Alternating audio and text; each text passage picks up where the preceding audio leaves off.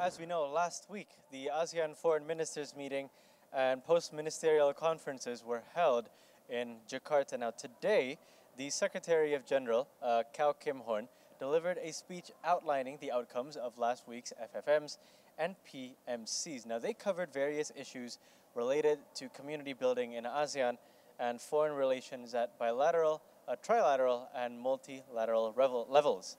The discussions were held in those levels. Now, 239 bilateral meetings were held in total, conducted between member states and partner states, as well as other partner organizations of ASEAN. Now, the key issues discussed included the conflict in Ukraine, nuclear proliferation and disarmament, conflicts between superpowers, particularly potential conflicts between the US and China, as well as the South China Sea dispute, and chiefly climate change as well.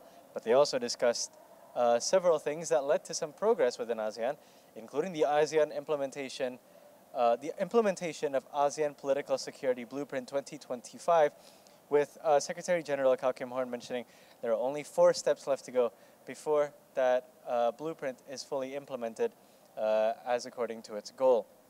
Also discussed was the ASEAN Vision 2045 and the maintenance of peace, stability, and security, which included, as a subheading, the Treaty of Amity and Cooperation, which is a first stage, if you will, to partnerships between ASEAN and other non-regional countries as well as the ASEAN Maritime Outlook publication, which is to be released during the ASEAN Maritime Forum coming up.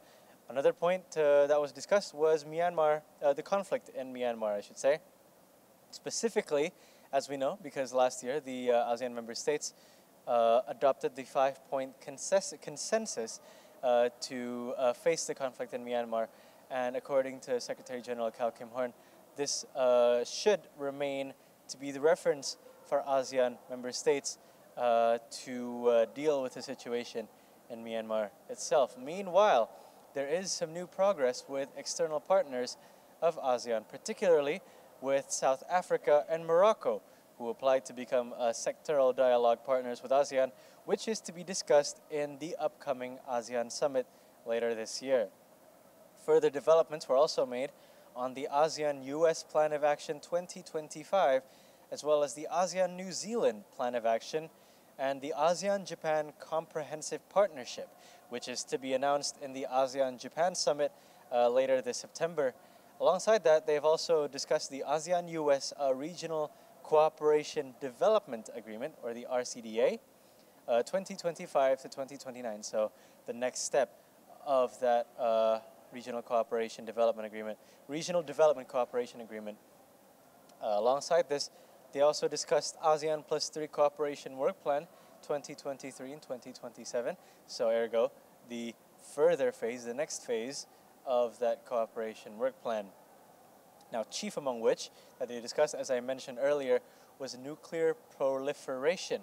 Now, as we know, earlier this year, a North Korean ballistic missile test was conducted over the Korean Peninsula, and thus ASEAN issued a statement on that ballistic missile launch, condemning the missile launch itself.